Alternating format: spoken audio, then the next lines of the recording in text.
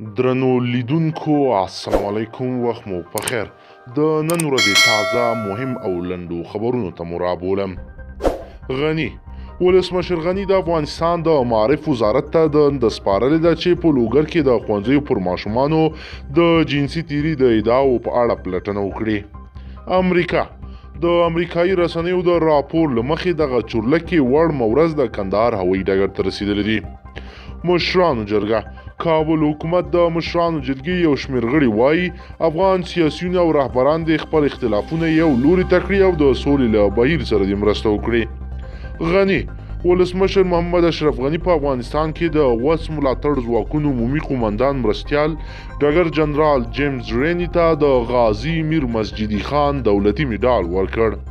کندهار تیره شپه د کندهار ولایت د شاه ولی کوټ ولسوالۍ کې طالبانو د دولتي عسکرو په پوستو بریدونه کړي دي چې ګڼ شمېر عسکرو ته پکې مرګ ژوبله اوښتې.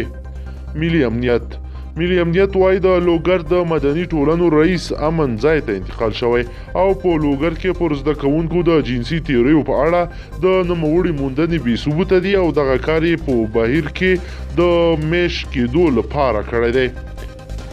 غني د افغان ولسمشر محمد اشرف غني وایي طالبان دې په دې پوه شي چې په تاوتریخوالي نشي کولی افغان ولس تسلیمېدو ته اړ باسي. ولسمشر غني زیاتوي که تاوتریخوالی دوام وکړي نو ولس په اړ شي له طالبانو سره هم هماغه چلن وکړي چې له داعش ډلې سره یې وکړ. غزني بیګا شپه د غزني ولایت د رشیدان ولسوالۍ امنیه قومندان امان الله ابراهیمي په یو چاودنه کې وژل شوی او څو ساتونکي ټپیان شوي دي. هندوستان د افغانستان د 19 کلنو کرکټ لوبډلې په یو 50 اوریزه لوبه کې هندوستان ته ماتې ورکړه.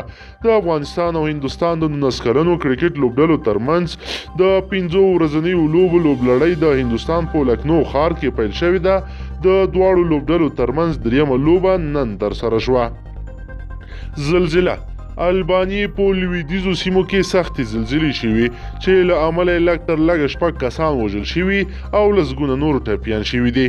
لوګر د بشر حقونو یو شمېر بنسټونو د اعتراض سره د ملي امنیت عمومي ریاست د لوګر د مدني ټولنې د رئیس موسی محمودي له نیولو ننګه کړې. عبدالله په مشرۍ د ثبات او همپالنې ټاکنیزې ډلې ویلي که ټاکنو کمیسیون تر راتلونکي شنبې د دوی لخوا پیژندل شوي مشکوکې رایې باطلې نه کړي دوی به اعتراضونو ته نوی رنګ ورکړي او پلویان به په 2 ولایتونو کې د پیل شوي اعتراضونو ملاتړ ته ور ودانګي. پاکستان ډیره غازي خان کې د مسافرو د بس موټر او مازدا ترمنځ ټکر شوی چې پکې د پاکستانی سرتیرو په ګډون 9 کسان وژل شوي او ګڼ شمېر نور ژوبل شوي دي. د راپورونو له مخې له مردان څخه کراچۍ ته روان بس موټر په ډیره غازي خان کې د مازدا موټر سره ټکر شوی. ایران پرون د دوشنبې په ورځ د ایران د حکومت په زرګونو پلویانو د حکومت په ملاتړ مظاهرې وکړې. هغه مظاهرې او مظاهره کوونکي وغندل چې د حکومت په ضد یې تېره اونۍ خونړي لاریونونه کړي دي.